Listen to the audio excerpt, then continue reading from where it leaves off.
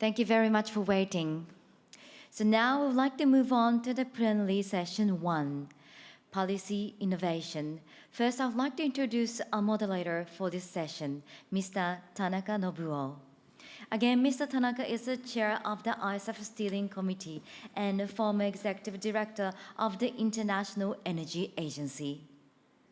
So now I would like to ask Mr. Tanaka to moderate the session. So Mr. Tanaka, if you please. Thank you. Ladies and gentlemen, I have started the session of ICEF, and now we will have the first plenary session about innovation on policy. Fatih will talk about a lot of electric vehicle and the government's policy on that. And in his recent article to the CNN, he says that we now see the incredible growth prospect of electric cars in the coming years. By 2030, more than 1 out of every 2 cars sold in the US, the European Union, and China could be electric, according to their new analysis of World Energy Outlook this year. It is coming next month. And this is the extraordinary transformation we are witnessing in the world 3 large car markets. World EV share of the car market could rise close to 40% from less than 10%, the EV. Beyond China, EU, and the US, the EV growth has been much slower. The car makers need to strengthen supply chains and scale up production quickly, and governments need to support this by providing the incentives and removing the red tapes. And he mentioned about this Inflation Reduction Act of the United States, and the tax credit is $7,500 per vehicle. And this is amazing. And also similar measures are taken by European countries. And China was recently extended through this tax exemption to the end of the year. Japan is a little bit lagging behind, but sooner or later, we have to move ahead with these electric vehicle or fuel cell vehicles. I think, as Fatih says, this is a new industrial policy and pushing the governments in a big competition, as he mentioned. And that may help to accelerate the carbon neutrality toward 2050. So we will listen to our speakers in the first plenary session about this green transformation and policies. First, let's start with Megan O'Sullivan. Dr. O'Sullivan is a Kennedy School of the Harvard University's professor. Megan, the floor is yours. Thank you very much, Tanaka-san. It is such a pleasure to be here with ICEF, and I only hope that the next time I can join you in Tokyo. I wanted to make my opening comments about the relationship between geopolitics and the energy transition. In the last 5 years, there's really a growing appreciation that the impact of the energy transition on the geopolitical landscape is going to be massive. We've gone from a situation where people talked about the geopolitics of net zero as a kind of nirvana, a kind of ideal place, and as a reason, another reason why we should pursue the energy transition, to now appreciating that the energy transition is going to be one of the greatest geopolitical risks in the coming decades. And this shouldn't be surprising, because the energy transition, as we all know, is not just substituting one form of energy for another. It's actually remaking the entire global energy system, the backbone of the global economy. So remaking it in that fashion in such a short couple of decades is obviously going to be tumultuous. So I would say that in the first 20 years of this century, we've had 2 big geopolitical resets, the first being COVID and the second being the Russian invasion of Ukraine. And the energy transition will be the third, and it will dwarf the others in terms of remaking the geopolitical landscape.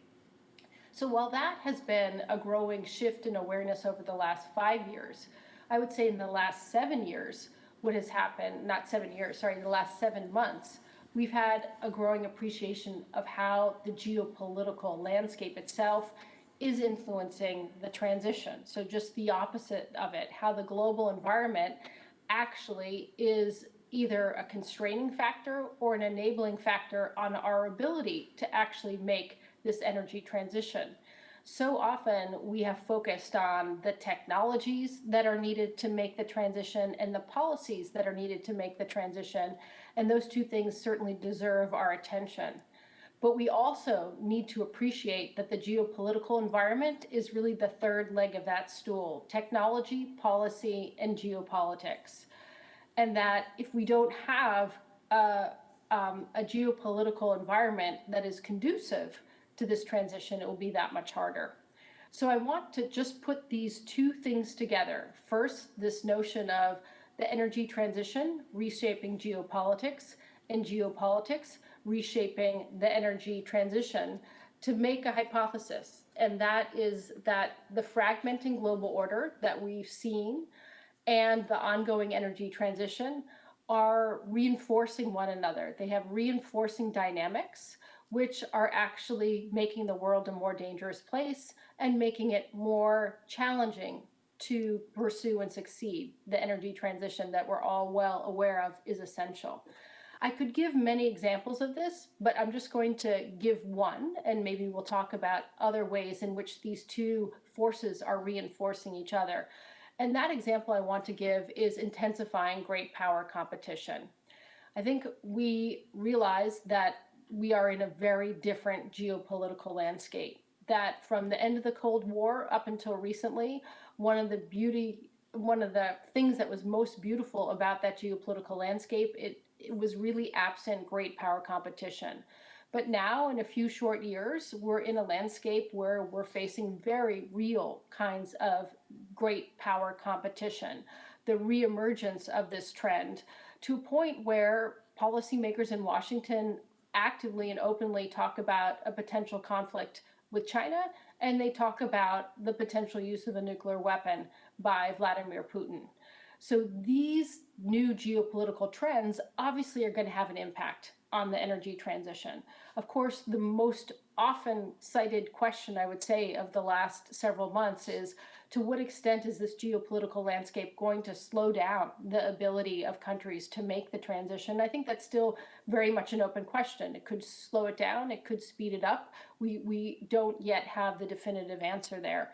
But also, the energy transition is going to be it's going to play a significant role in this geopolitical competition, because you're going to have different powers see efforts to provide technologies to help others decarbonize, to help them shore up and adapt. All of these things are going to be geopolitical tools.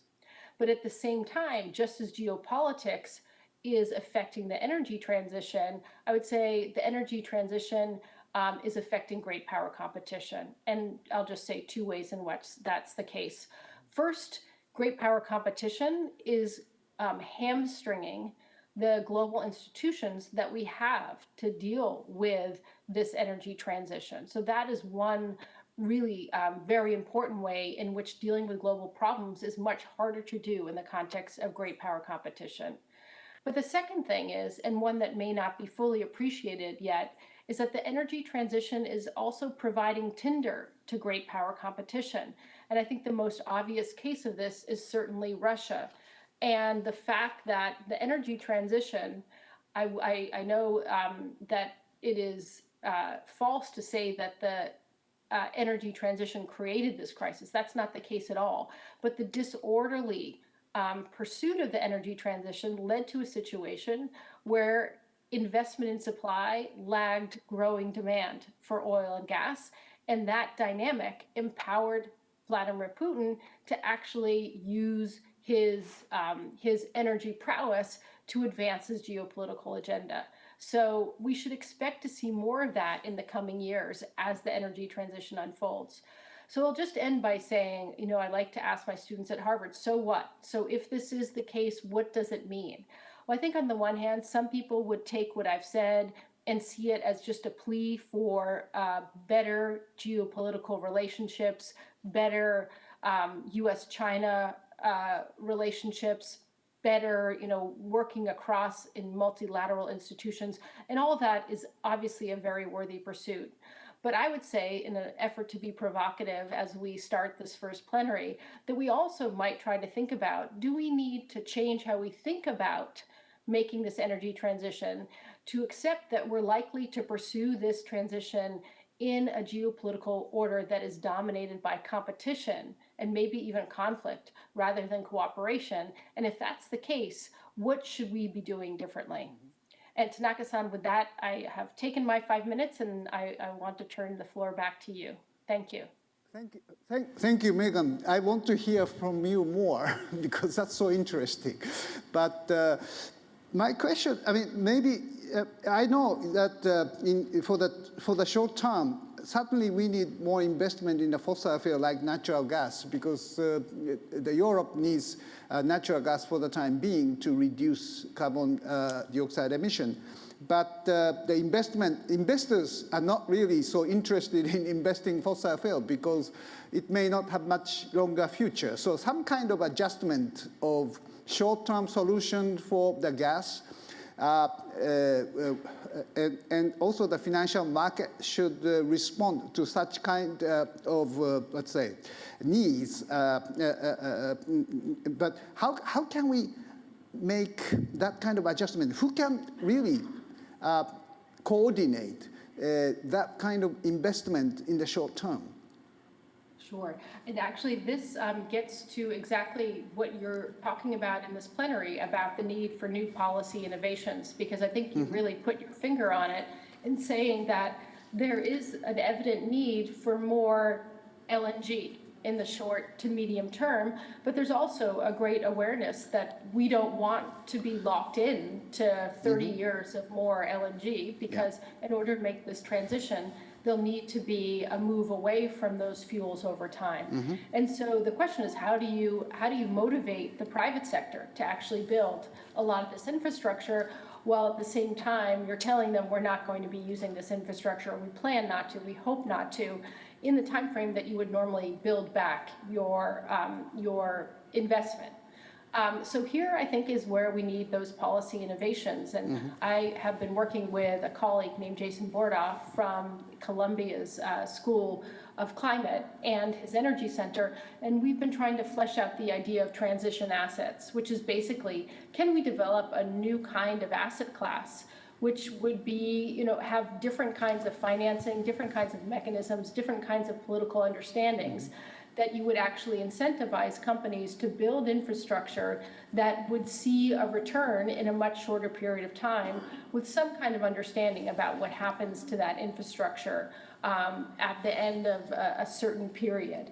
So I think those ideas are still yet to be fully developed, but I think they're urgent if we're going to be able to do what everyone knows we need to do, which is, one, to meet energy security now. I think the last 7 months have been a real wake-up call to people that the biggest threat to the climate transition is a lack of energy security, that we can completely undermine the politics of a transition if people feel that they are in crisis and vulnerable in the short term. So in order to maintain political support for what will inevitably be costly and potentially difficult steps along the transition, there needs to be some kind of assurance that energy security can be met. But at the same time, there's an equal urgency that we actually take the steps to move away from heavy carbon emitting sources of energy in a time frame that is going to allow us to meet our goals. So with that, I think it's a perfect example of where we need more policy innovation.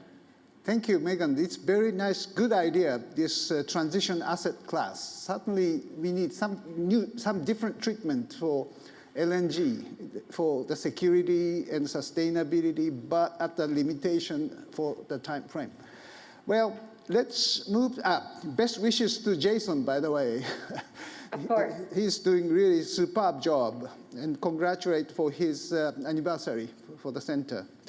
Well, let's move to the second speaker. The second speaker is Mr. Claudio Fachin, CEO of Hitachi Energy. He is with us today, and he will talk about Hitachi's policy and also his request or concern about the Japanese government's policy.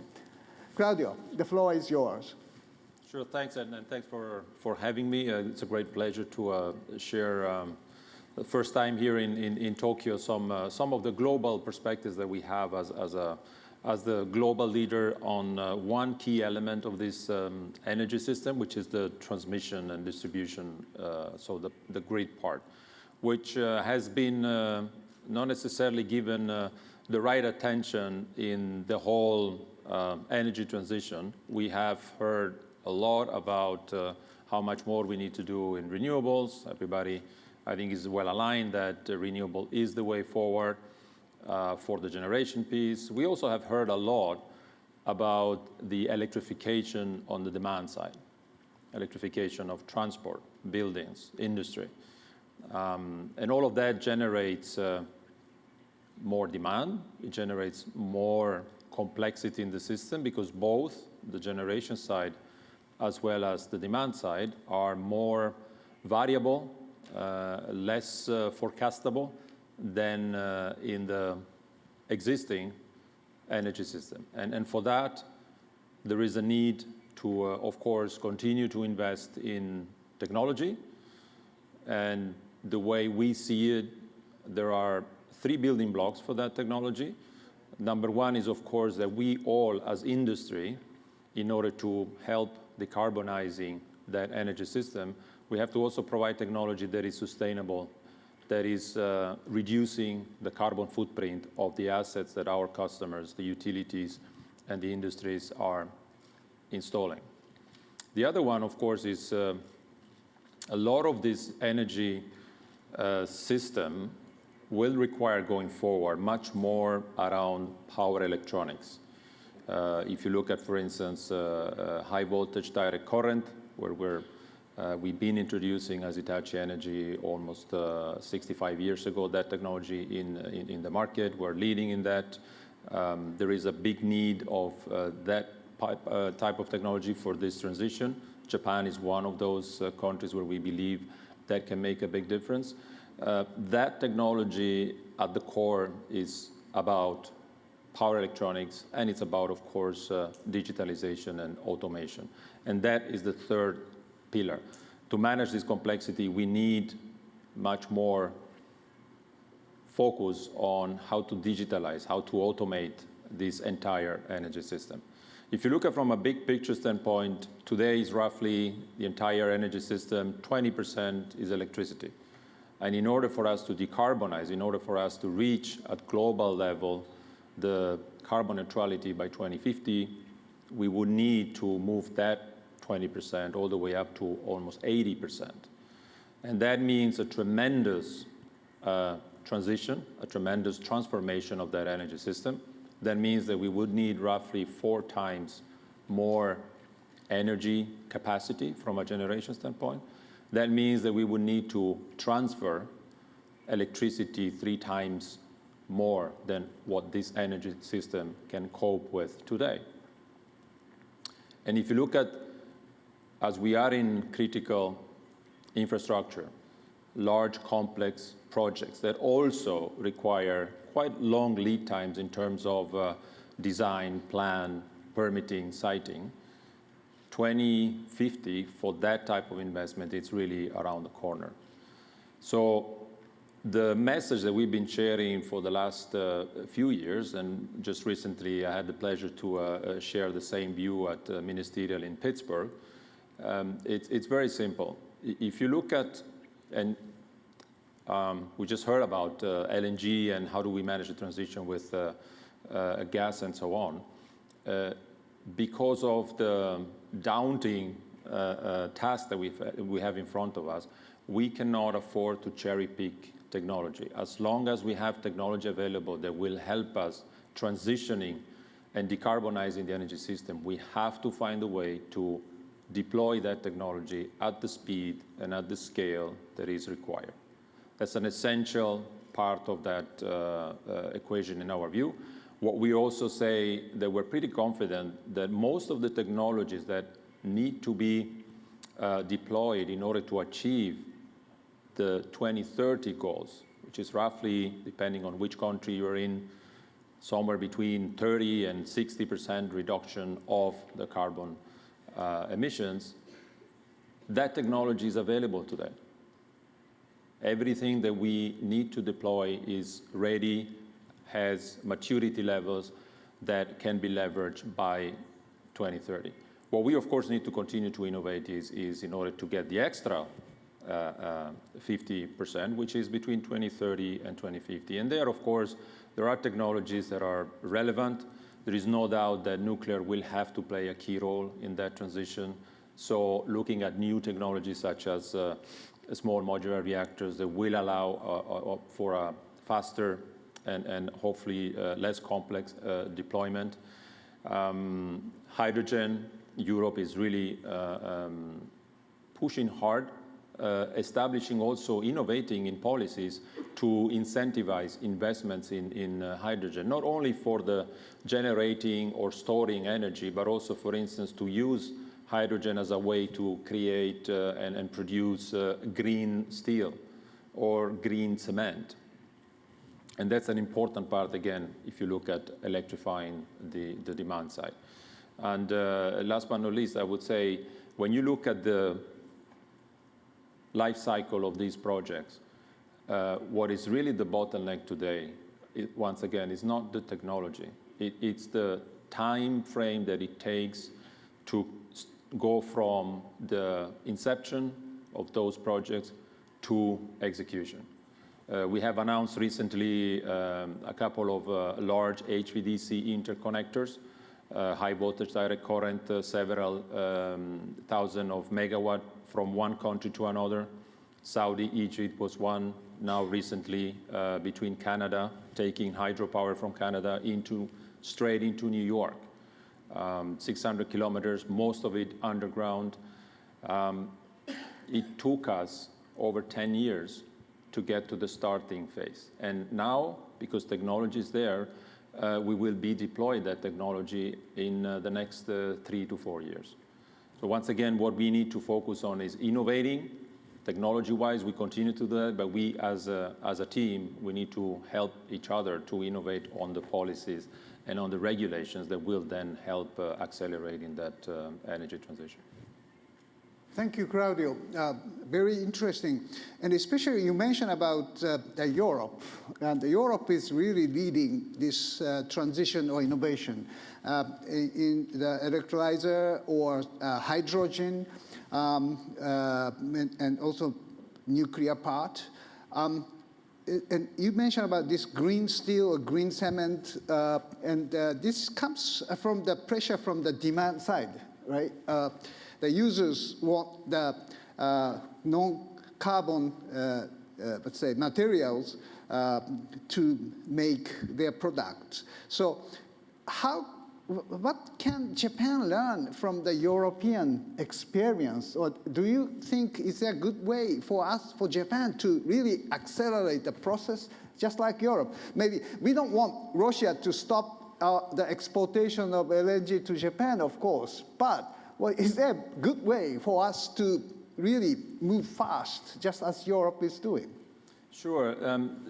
First of all, of course, it's not a simple one-to-one, because of course every country or every region has its own configuration. The energy system, the way it is operating, the way it is used and leveraged today is different. And although, of course, the aim is to get more or less to an energy system that is fully decarbonized by 2050 across all the markets in the region, which is a great alignment. A few years ago, we were not there, by the way, so I think we should recognize that there is a much stronger alignment on what needs to be done, but the starting point is different. Now, when you bring up the example of Europe, I think there is a lot that we can learn And it's important for us to accept that someone else, in this case Europe, for instance, had done more and had done it earlier in terms of introducing some of these new technologies. Hydrogen has been in the, and green hydrogen, of course, has been in the building now for quite several years. Did not take scale yet, but now because of also policies really focusing on accelerating that deployment, it's taking up in terms of influence, in terms of investments, actually faster than we would have expected just a couple of years ago. Another technology that is clearly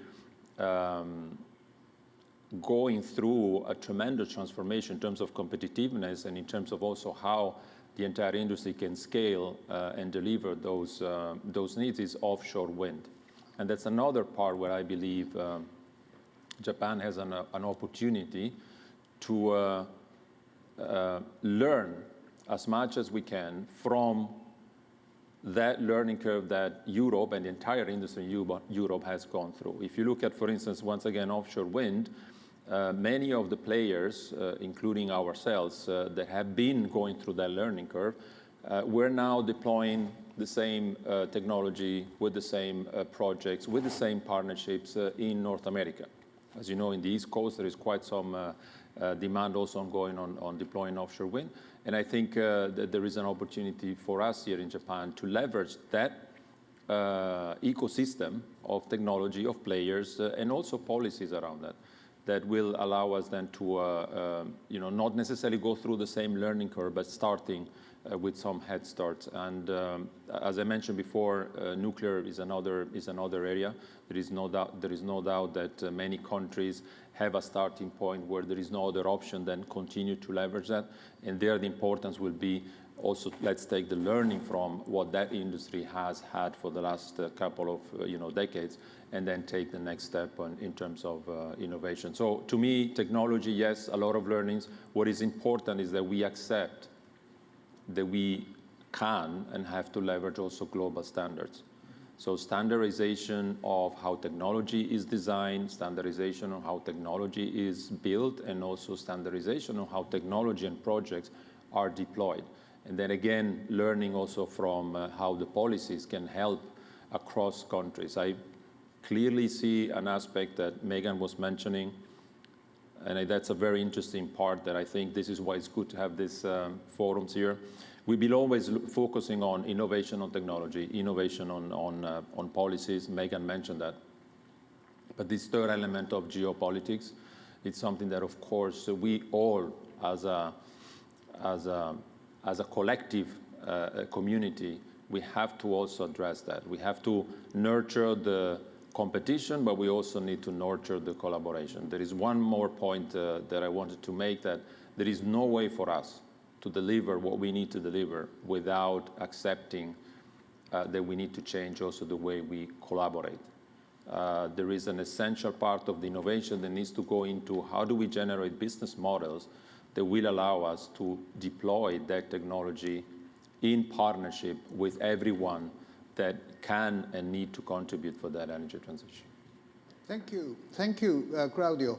Yes, you mentioned about hydrogen, and I think Japan has, let's say, heavily investing in the R&D of hydrogen through NEDO. Yes, in the Green Innovation Fund is 2 trillion yen size, and major part of money is put into the hydrogen. But I think that Europe is now moving to the more deployment support, right?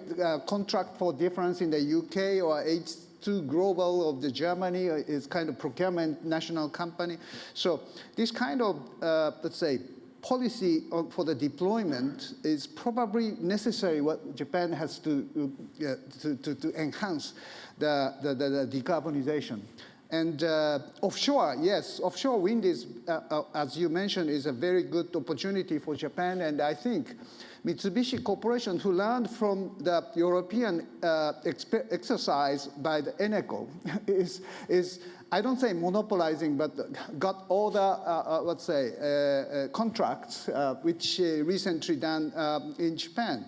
So European expertise is certainly helping us to reduce the cost of wind windmills or offshore wind. Nuclear, we will discuss it tomorrow about this standardization. Yes, large reactors is very difficult to standardize, and only country who successfully standardized, that is France. The cost is much lower. So the small modular reactor has a chance for the better standardization. That is my take from your comment. Thank you very much, Claudio. Let's move to the next speaker. It's Mr. Matt Calpio of Climate Smart Ventures of Philippines. Thank you for waiting for your comments. Now, Matt, you have the floor. Thank you, Tanaka-san. So we are very humbled to have been invited in this conference. So, well, just to introduce ourselves, we're Climate Smart Ventures. We're really focused into doing and working on this whole energy transition concept, particularly with public and private stakeholders. A lot of our work right now is focused on transitioning dirty to clean power generation in Asia. So a lot of that is really just looking at accelerated expansion of RE and how renewable energy and how we can do it in a proper way, and further pushing the envelope and trying to look at retirement of dirty technologies such as coal plants and diesels, which is for a lot of people that's very interesting because a lot of emerging markets are really reliant on these kinds of technologies. For example, in the Philippines, almost 60% of power generation is from coal. I think more so with bigger economies in Asia, such as Southeast Asia, such as Indonesia and Vietnam. So coal is pretty much a big part of power generation. And with this whole discussion on energy transition, emerging markets is like the next battleground. However, one thing that we should remember is that particularly for emerging markets, energy security and the welfare of the people should be primary, particularly on trying to look for ways on how to push this forward at a faster pace. I think we believe that there's supposed to be a justice angle in making sure that no one is left behind, particularly when industry transitions from dirty to clean, for example, from coal to green. A lot of markets, particularly Indonesia and Vietnam, wherein aside from a high reliance on coal power, you have very big coal mining industries. So the bigger question there is what do you do with all those people, with all those communities that are reliant on these income streams? Mm-hmm. So on one side, we want to really push that forward and have a faster energy transition, but we're trying to balance that and changing business models versus continued economic growth and making sure that we limit the collateral damage. Particularly for power, a runway is needed to ensure that whatever we transition from, it doesn't translate to blackouts, or worse, it doesn't displace workers and communities. So for example, here in the Philippines, every time you have a coal plant, that coal plant provides, aside from power, it provides livelihood to the employees, it provides livelihood to the communities, it provides income and cash flows to the local governments, even up to the province level. It provides a lot of income. So every time people talk about trying to displace those kinds of facilities, you can imagine the kind of pushback we experience, so that we really have to plan these things properly. On one side, we really want to push the whole agenda forward, but the hard part is the sad reality in emerging markets. And of course, there's a balance to be made. That's why I also believe that there's a more holistic approach, and I will agree with Megan there. Particularly, we want to look beyond power generation, but of course, power generation is usually the easiest thing to look at. But also urgent action is needed to look at other key priority industries such as transportation, logistics, construction, as Claudius mentioned, cement, which is very, very CO2 intensive. And maybe just to go back to power, We also believe that being able to, aside from transition from dirty to clean, we also will have to make sure that the transmission network and the distribution capability of a country is able to handle that kind of power supply, which is more reliant on renewable energy. So we're seeing a number of emerging markets, particularly, for example, here in the Philippines, we have had very successful RE programs, but because our transmission network is not designed to absorb that level of variable renewable energy, a lot of it is wasted through curtailment. And that's a sad kind of effect of very good RE program, but lack of coordination. And we really need to update our own grids that are still pretty much 20 to 30 years old already, so we can maximize these kinds of innovations and energy transition. To add, we also believe that financial markets play a key role in pushing the whole agenda of energy transition. Also, we believe that the government can really push financial markets and participants to invest, and also disincentivize them to continue investing into dirty technology. So in terms of incentives, you can have some form of subsidies, whether it be through transaction support or pure guarantees when you enter or when you invest into green technologies. And a lot of countries are already starting to do that.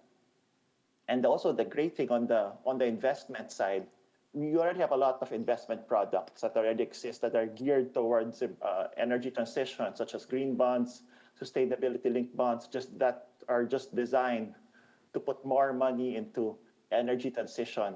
However, the hard part here is, at least on the developed market side, there's already a good match of supply and demand, but at least on the emerging market side, that's something we really have to push forward, particularly if we really want to push for emerging energy transition in emerging markets.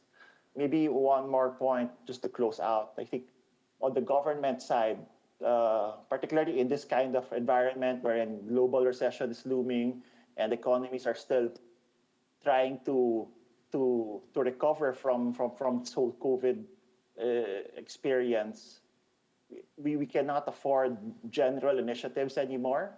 So we need to be more tactical, and we need to use more targeted kind of laws and policies to support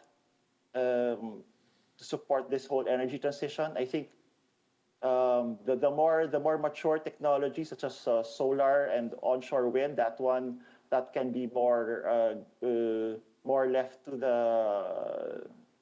the private sector, because that one's very mature, the very, very proven technologies, very good track record already. Even in emerging markets, you can get your returns already.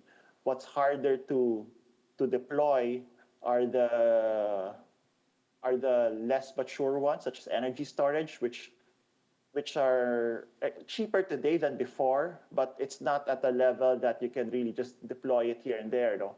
And the hard part with more renewable energy in your grid is you need something to support it, such as energy storage. So on one hand, we really want to push RE, but on the other hand, we want to balance it and invest in other parts of the grid that can support more RE growth, such as energy storage. And we also need more tactical and strategic support for younger technologies, which can be more expensive today. I think hydrogen is a very, very good buzzword for a lot of people. A lot of the power developers and investors are looking at that kind of technology to really displace coal and LNG, but it's just too expensive today. And if governments can really just be more supportive for these kinds of technologies, I think it can really accelerate investors into putting money into it, and also developers into just really doing these kinds of projects and making the maturity process of that technology faster. Okay. I think that's it. Thank you, Matt. Yes, certainly the growing emerging market is a very important part of the solution. Otherwise, this transition will not really work. Japanese government is really offering energy transition finance and energy transition technologies. One of the examples you mentioned that coal power plant can reduce carbon dioxide emission by co-firing clean ammonia or clean hydrogen. So this kind of using the clean sources may help to sustain the current power capacity or cement or steel mills, but at the same time reducing the carbon dioxide emission gradually. So have you heard, I mean, this is JERA's initiative of co-firing clean ammonia. Have you heard about this use of co-firing for reducing the carbon dioxide emission while maintaining the coal power plant in the country? Yes, particularly the power asset owners and the developers that we're talking to, particularly the ones, for example, here in the Philippines, wherein you have like 20, 30-year-old plants running a big part of the grid. They're really looking at it, but it's just the cost of upgrading and changing their existing facilities to be able to handle that is the harder part to swallow for them. And knowing that coal may be out the window in the next 10 to 20 years, it's another question of maybe, is it good for me to just run this plant down, or does it make sense to put in a little bit more money, knowing that this technology might not work for me the next 10 to 20 years? And again, that's like a battle in boardrooms and executive sessions. And to your point, it makes the conversation easier when you have very competitive financing and support. And it's being able to funnel down those national level support into the actual developers. That's, I think, lacking. And I think that can really be a good starting point to at least support this transition as we go to more green grids and economies. Thank you, Matt. Yes, Japan started importing liquid natural gas 50 years ago. I mean, at that time, the natural gas can be supplied only through the pipeline, but Japan started even with a very high cost, and gradually the LNG has expanded, and now it's a commodity. So this is a very great success story of Japanese gas and power company of introducing a liquid natural gas trade. So maybe Japan is aiming at the same thing for the clean ammonia or clean hydrogen. So we will see how this will progress. But the role of Japan for the supply chain of green ammonia or green blue or green ammonia or hydrogen could be an interesting transition support to the Asian economies, I hope. We'll see. Well, let's move to the final, last but not least, the speaker today is Miss Pia Andres. She's a researcher at the Oxford Martin School of the United Kingdom, and also she is one of the youth representative in the panel. Pia, you have the floor. Thank you very much, and thank you for the opportunity to participate in this forum. I think I'm slowly reaching a point in my life where I'm rather flattered to be considered the youth speaker. Slides, please. So next slide, please. Sorry, I thought I would click through them myself. I'm going to start by saying that in the academic and to some extent the policy conversation, there's been a lot of focus on carbon pricing in environmental economics in particular for several decades.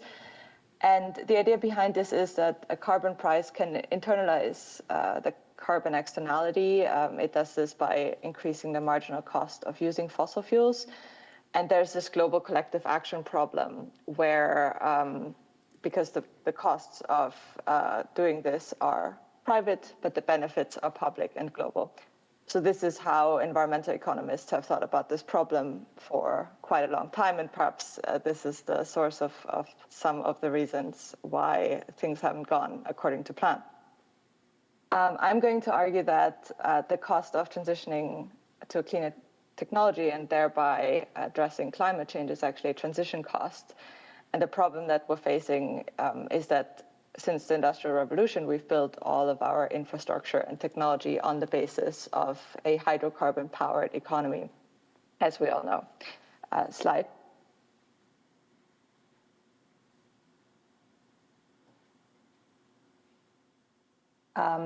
So this transition is going to create some winners and losers, and this is what Megan has to some extent touched upon, I think, in her discussion of how it will transform the geopolitical landscape.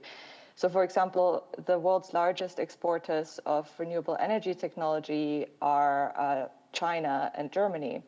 But in contrast, if you think about Saudi Arabia, 60% of its exports are accounted for by oil, and that's just crude oil and refined oil, but no other hydrocarbons.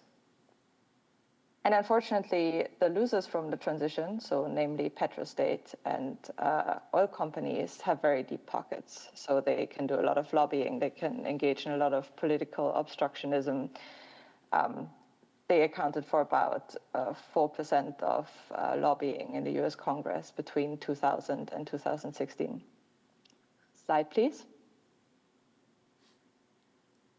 I want to talk about the green race for a bit, because this is one of my favorite topics. Slide, please.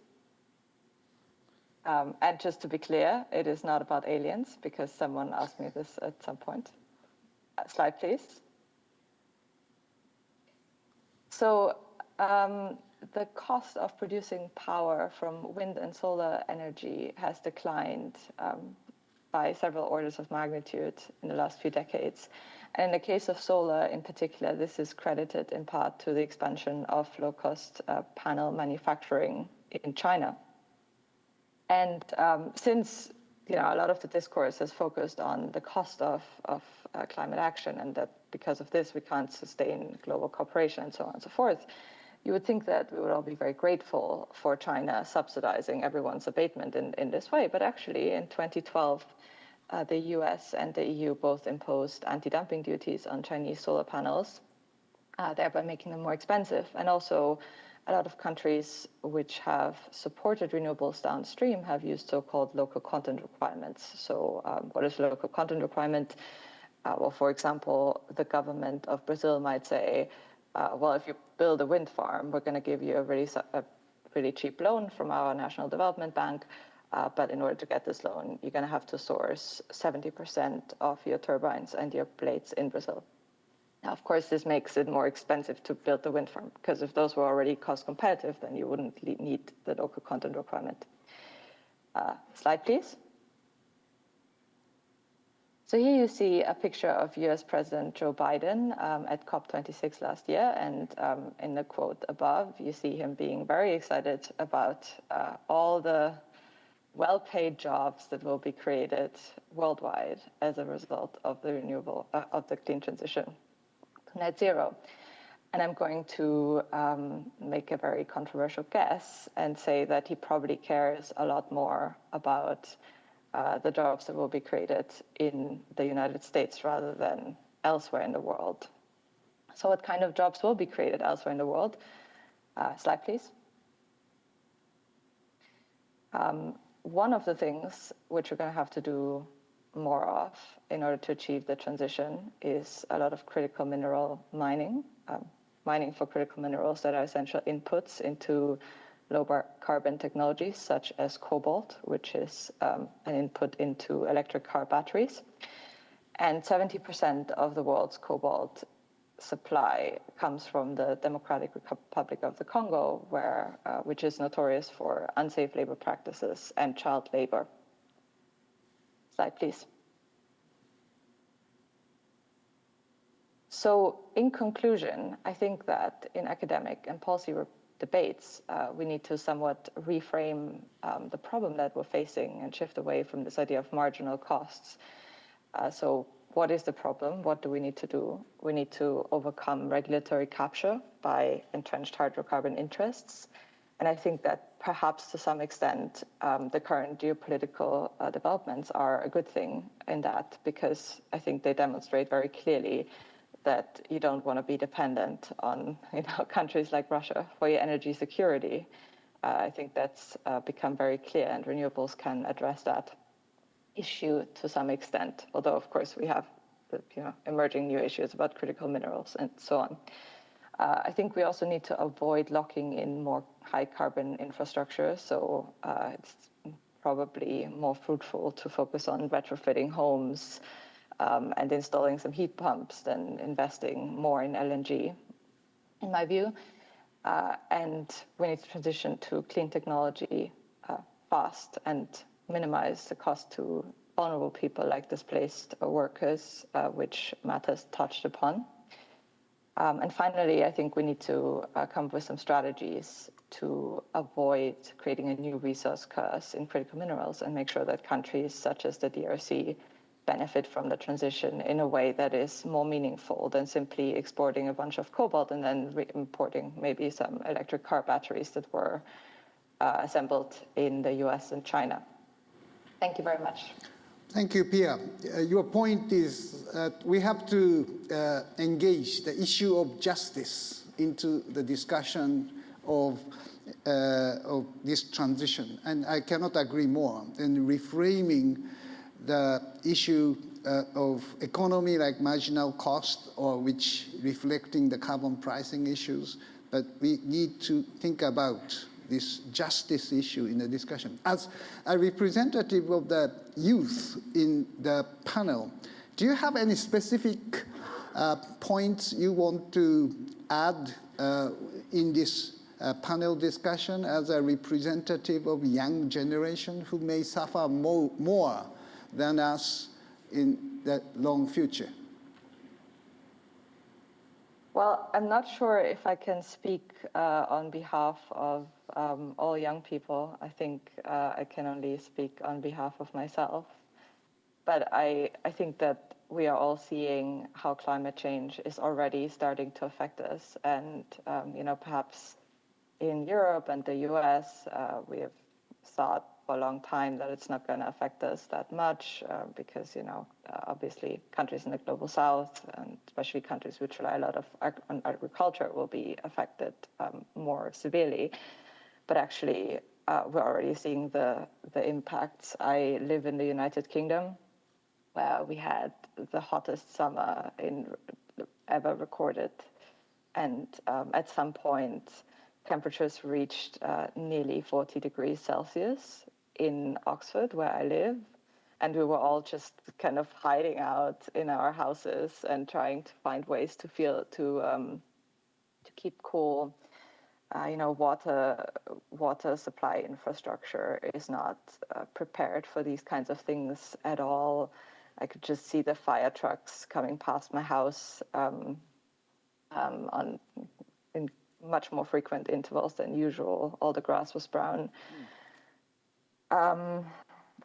So I think things are happening, and I think perhaps there has been a shift in the collective consciousness because of this. I don't know if that's a good or bad thing. It's scary in some way, but perhaps it will lead to the change that we need. But yeah, we need to act fast, and I think we should try to see recent events as an opportunity for the transition rather than a challenge, to say, well, actually, we don't want to rely on this gas from Russia, and we're going to build new infrastructure that does not require this and that does not support, dictators who rely on oil revenues. Thank you. Well, I'm not sure that answers your question. No, you answered very properly, and very good answer that we discussed yesterday among our steering committee members. The people really suffer in this climate change or a very extreme weather situation, and the war in the Ukraine, as well as the COVID-19. So the crises are here and people suffer. That's the start of our discussion. So you are very proper to raise your experience and concern and need for the urgency. You mentioned the petrostate may be the loser in this competition. Megan, my question to you is that United States successfully achieved energy independence by shale revolution for gas and oil. Now the issue is that if this energy independence is getting more shaky because of Russian war in Ukraine, or the climate change mitigation, decarbonization may make these assets under the ground as a stranded one, do you need to, the United States is moving away from these fossil fuels to something new? And is this the direction that the United States is moving? Thank you, and thanks to the other speakers for some really engaging comments. One thing I'd like to underscore that Pia mentioned in her comments was that the geopolitical landscape really underscores that there are national security considerations behind the energy transition. And I do think this has given many populations, but certainly in the United States, this has added urgency and added a new level of argumentation to why the energy transition is important. And conveniently or happily in the United States, that national security argument tends to bring in another group of people that maybe normally would have not been as emphatic or as interested in the energy transition. So in that regard, I think the landscape is changing in the United States. And as we've seen from the Inflation Reduction Act, which has put forward very large amounts of money for historic climate change legislation, that there are indications that the United States is, on the cusp of really doing some very dramatic steps that could change the landscape when it comes to climate and low carbon fuels for the United States. However, I would say, I know you have Americans in the audience, my friend and colleague David Sandalo among them. This is really subject to a lot of the political headwinds in the United States. We are still a country that's experiencing a very strong political polarization, and this issue around climate still sits squarely in the political polarization. I do agree with what Pia also said about the shift in consciousness, however. I do think that over time, more and more people will understand the critical nature of making this energy transition. So I do think that we're at a moment where many Americans will look back and see this as a significant inflection point in a direction where the United States will be more serious about climate and will be a climate leader, hopefully in many technologies that will be encouraged by this legislation, as well as by just innovation and other things. The last thing I would say really has to do with this whole question of petrostates and energy independence. First, I think the United States, the energy independence that people touted as being achieved on the back of the shale revolution, I think was always a little bit of a mirage, because as long as the United States was closely tied to the global market in oil and gas, there were going to be vulnerabilities that came from potential supply disruptions. And so certainly we've seen that just in this recent debacle with Russia and the unjustified aggression of Russians in Ukraine, that was happening a world away and the United States really felt the brunt of those price rises, particularly in oil markets, because of the global nature of the market. So I think there was always something that was a little bit more rhetorical than actual about American energy independence. And I think that now there's just going to be a redefinition of what energy security means in the United States. I think that oil and gas are going to be an important part of what the United States continues to provide for the foreseeable future. We all know that in a net zero world, there's still going to be a lot of oil and natural gas, and the United States will likely be part of that. But at the same time, energy security is also going to mean clean energies. And again, I feel reasonably hopeful that we're moving in the right direction on that front. Thank you, Megan. Yeah, Pia mentioned about the carbon pricing. I mean, Megan, in the Inflation Reduction Act, there's no carbon pricing? Yeah, now this is one of the amazing things that, you know, there have been many, many efforts by the US Congress to try to get climate legislation, and none of them, nothing meaningful has passed before. And I think a lot of that can be explained by the fact that over the decades, most members of Congress, you know, tried in various ways to take the advice of economists across the board, saying that there has to be a price on carbon. That is going to be the most efficient way to move people away from it, to internalize those externalities, and that essentially is what needs to happen. And the Inflation Reduction Act just takes an entirely different approach. And that approach is, well, we're not going to put a price on carbon, and instead we're going to actually try to incentivize action. Yeah. So it's not about penalizing, it's about incentivizing. So I think it's interesting because that was an approach that was absolutely necessary to get the necessary votes to pass the legislation. So that's the reason for this approach. I think what we all have to ask ourselves is, to what extent can that approach really be scaled? You know, is that really an alternative approach to grappling with the problem? Is it really a substitute for putting the price on carbon? Or is it just the best that America could do at this current moment? But you know, it's not necessarily going to be a path that other countries can follow, and it won't necessarily be a path that will bring the United States all the way to where it needs to be. Thank you. Yeah, definitely the support for electric vehicle or tax credit for the CCS, the $80 per ton of CO2 is huge. So certainly these are the kind of measures. Implicit carbon price, difficult to calculate as a standard, but certainly, you know, US is moving that direction.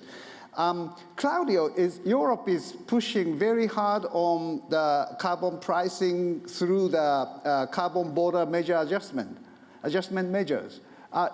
Europe is serious to enforce the carbon pricing to the other countries, Japan, US, or China? It's a very good point, and if I can follow up on what Megan was saying, as I mentioned, I was not too long ago at Pittsburgh at the Clean Energy Ministerial, and if you look at this Inflation Reduction Act, it has a lot to do with incentivizing investments in infrastructure to decarbonize, and that's an important part. I think I see it very positive. I think it's a big step, and if a country like the US is taking that direction, it will also incentivize and motivate many other countries. Also, the feeling I had by exchanging views and engaging with all the stakeholders during that week in the US is that, yes, as Megan was saying, the political aspect might still move left or right the direction, but my feeling and the feeling of most of the people that I've been engaging with is that that direction is set.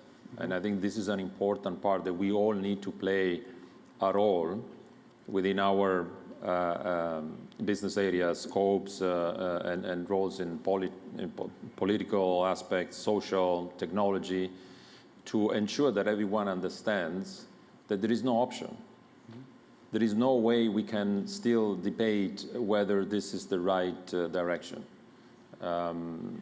Disasters like we all see today in Florida, it's It's not new, but what is happening is that it's much stronger event, much frequent, and creating tremendous impact to society and to the infrastructure. The other point that is very important, it is also linked then to why, in our view, we have to also come to a point where we will deploy carbon pricing at global scale. And that is, there is no way for us to reach that carbon neutrality in the energy system without addressing the existing infrastructure. It was mentioned before. Now, again, the good news is that there is quite a lot of technologies out there available that help converting existing infrastructure into an infrastructure that can cope with this new energy system, with this much more complex system that we need to deal with. A couple of examples again, of course, there is a lot of still work ongoing. How can we use existing pipelines for hydrogen, for instance? I know we're not there yet, but there is a lot of investments going into that direction as well. On the electrical side, transmission lines, existing AC, high voltage transmission lines today can be reconverted into the future HV direct current, HVDC transmission lines. There are technologies like flexible AC systems that will allow the existing infrastructure, the existing electrical infrastructure in managing the higher variability and complexity of that system. A lot has to be done there. And of course, for then the investments, the financing to flow into that part of the equation, we believe that we have to make that step. It's a difficult one. Europe has been trying hard to bring in the rest of the players in this carbon pricing. There is a need for an adjustment on border pricing simply because if not everyone is on board with that same approach, of course it will create, again, unbalances. But I do like, once again, the approach the US is taking and also taking that pragmatic approach and incentivizing those investments. Thank you. Yes, Japan is also taking more positive steps toward carbon pricing these days. The METI was fiercely against carbon pricing, and Ministry of Environment is insisting on the need for carbon tax. So the compromise is kind of hybrid of carbon market and carbon tax, and using the revenue for the transition. That is probably what is happening, I guess. What the level of carbon price it could be, I don't know, but we'll see. So this is, again, for Japan, a big policy change, which we have to cope with the CBAM of Europe and American, let's say, policy of subsidies or incentives or CCS tax credit, etc. These are the same kinds of promotion of the innovation. Well, time is, yes, Sorry, go ahead. If I may, just to complement. Sure. It's once again, there is no holy grail that we pick one solution and it will fit everyone's needs. We have to also, from a policy standpoint, leverage all those policies that will help us in accelerating, scaling, deploying all that that is needed for carbon neutrality. And again, incentivizing from our side, but also carbon pricing, depending on where the starting point is, we will need to leverage all those policies, all those tools in that policy toolbox. Thank you. Matt, you mentioned about the necessity of the collaboration or cooperation, even in the big players' competition. What do you think, for example, in the Philippines, what do you think the cooperation with China in these climate change mitigation or energy transition areas, do you think positively about the collaboration with China in Philippines? I think on the collaboration with China, maybe just to take a step back, I think the majority of the Philippine power industry is privately owned. So I think just just to give you a scale, so that the whole Philippine power market is liberalized from generation to distribution, and almost all of them are majority owned by Filipinos. And again, that's also a function of how the law is crafted. We also have a number of international investors. Of course, a big part of them are Japanese investors. So we have the TEPCOs, the Marubenis of Japan, and other big conglomerates. We also have Korean investors. But as of now, unlike other Southeast Asian nations, China is not a very big investor in the power grid outside the national grid of the Philippines. So outside that, power generation and distribution is still pretty much Philippine-owned, or other investors are more international.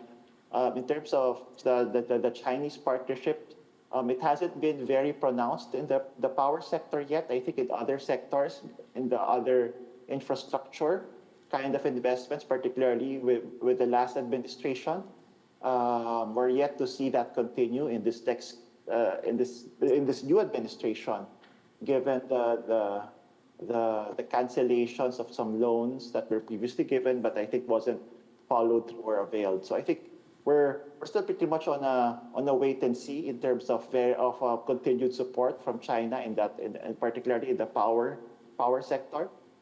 But I think there are a lot of other ways to collaborate, particularly with at least majority of the construction or majority of the manufacturing of RE components are done in China. And I think even if it's not with the Chinese government per se, at least with Chinese private sector, there are a lot of collaborations already happening, given that a big chunk of RE components come from China. So I think that one's a natural partnership, but at least on the government sector, we're yet to feel that on the power side. Thank you. Pia, what do you think about China? In your justice standard, is collaboration with China is feasible? That's a very difficult question. I think I'm a little That's bit the reason on why the I fence ask you. about yes, I know. So I think on the one hand, China has done a lot to make renewable energy, and especially solar, but more generally, very cheap. I mean, as the world's largest manufacturer that manufactures a lot of stuff, including this, and that's obviously a good thing. I think we can all agree cheap renewables are going to make the energy transition faster. I also think that some sort of competition between states in terms of who's going to be the technological leader, yes, it causes trade tensions, but it could also spark some more innovation and some more efforts to support innovation in order to become a technological leader. I guess that's not really cooperation, that's competition. So I think in that sense, China has actually been helpful. But obviously, I personally believe in democracy and human rights and freedom of expression. And so if we rely on China too much, perhaps we're just recreating some of the issues that were already there when we relied a lot on fossil fuels that to a large extent came from states with very bad human rights track records. So I think these are some of the concerns that we need to balance. But where we can cooperate with China, I think we should probably do so, as long as we don't compromise on anything that's important. Thank you. Same question to Megan. What do you think about China? U.S. is thinking, President Biden is seeing Xi Jinping in November, right? So is there some positive discussion about climate change mitigation or energy transition with China? Well, I guess I would make some distinctions here. I would say on the one hand, I think we should continue to try to have a positive dialogue with China on issues related to the energy transition. I think we all know that that kind of bilateral collaboration is the surest way to successful energy transition. In the absence of that kind of cooperation between the US and China, the energy transition just gets a lot harder. You know, the speakers have all talked about a range of things that are really important, all of which are more difficult in an environment where you have the US and China in a competitive race. So the whole idea of global standardization that Claudio mentioned, incredibly important. But you know, if we think about a world which is moving along in the energy transition, but you have two different sets of standards, that is deeply problematic. So I would say, on the one hand, I'm firmly in the camp of we should continue to try to cooperate with China on these issues. The second point I'd make, though, is I don't feel particularly optimistic about the prospects for that cooperation right now, which is not to say they couldn't change. And we're all well aware that on October 16th, we'll have the Party Congress, which will be a very important meeting, and Xi Jinping will emerge from that and perhaps have an opportunity to reset some of the conversation with the United States. And the meeting between President Biden and President Xi in Asia is going to be extremely important in this regard. And so I think there is a reason to hope that that conversation, if it goes well, can reignite the U.S.-China climate cooperation that the Chinese essentially cut off after Nancy Pelosi, the Speaker of the House of Representatives, went to Taiwan in August. Mm-hmm. So again, underscore the critical nature of that, but at the same time, feeling pretty skeptical about it. And that is why, I finished my opening presentation by saying, do we need to think about the energy transition differently if we are in a world that is going to be characterized by great power competition, and particularly by U.S.-Chinese competition, given that these are the two economies that maybe have potentially the most to contribute to the energy transition, but may actually see this as part of their geopolitical toolkit rather than see it as some kind of, altruistic initiative to bring to the world. So, and that's a little bit of a caveated answer, but hopefully that very scratches good. the itch. Thank you for very good, candid answers, and to the very abrupt and strong question. Can I sure, go ahead. On that point, yes, I think it's Claudio. very Maybe important. I will later give the Wu Changhua for some comments. Please give the microphone to her. She's from China. Go ahead. I think I would even take it one step further. I fully agree with what was said before also by Megan. I don't think we have an option. If we don't have, and it's okay to have competition, that's usually competition is also, fostering competitiveness, affordability, and innovation. But we have to have also, as part of that toolbox, the cooperation. We will not be able to achieve the targets that we have on time, certainly not on time, if we don't do this together with China, and also let's not forget India. Those are the two largest contributors in terms of investing in renewables, investing in this energy transition, but they're still the two largest contributors in terms of CO2. We have to have them on board, and we have to also continue to force ourselves to work on allowing global trade to support this transition. Okay. We, as a global leader in our space, we're present in all the markets, including China, including India. We deploy technologies in China, in India, in Japan, in Europe, and the US. And if we're not getting all the tools that we had in the past to leverage this global footprint and the global trade, we will not be able to support the speed and the scale. Thank you very much, Claudio. Wu Changhua, she is our steering committee member from China. So to be fair to China, I will give the floor to Wu Changhua as the last intervention. Thank you. To be clear, I do not speak on behalf of the Chinese government, so don't quote me. I don't want to get into trouble.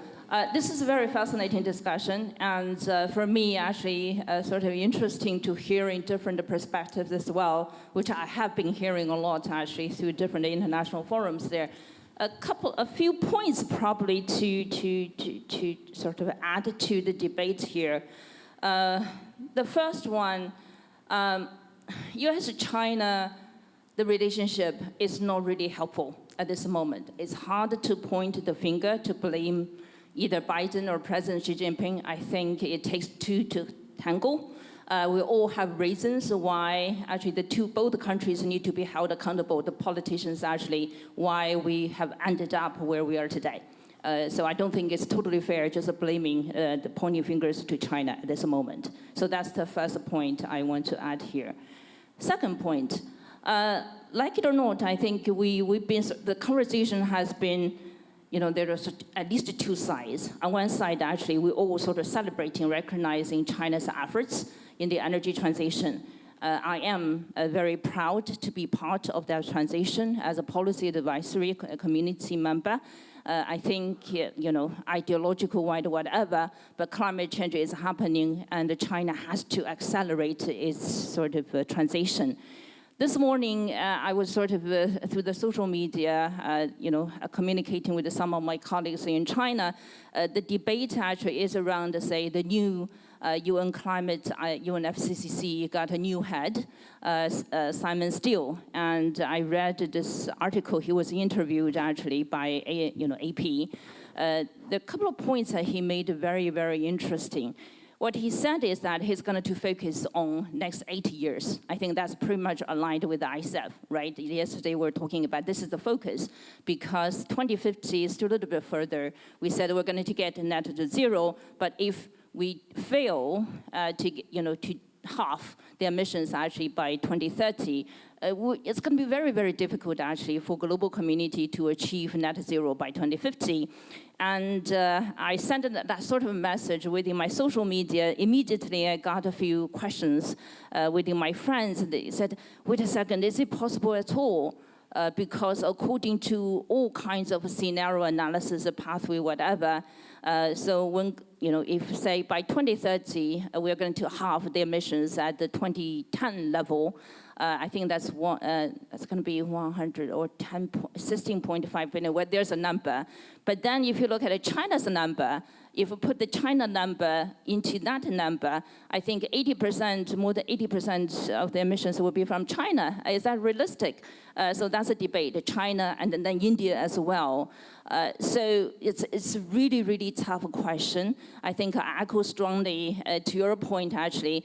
This is not something, say, human rights actually in China is really bad, whatever the reason you're identifying, I think, rationally or not totally. But somehow we have to address the carbon emission issues there, right? And so China has to be part of it. One last point I want to identify, I think there is one particular point repeated by the colleagues here on this panel already. There's a global standardization, particularly around the technology development and the deployment. One very positive sort of signal from China is that China is not aiming to set a different set of standards. So rather than global community will end up actually two different set of standards in the carbon, the energy transition, China is aiming to be aligned with the global standards. Just to give you a specific site for that. So China has one particular 14th five-year plan about standardization.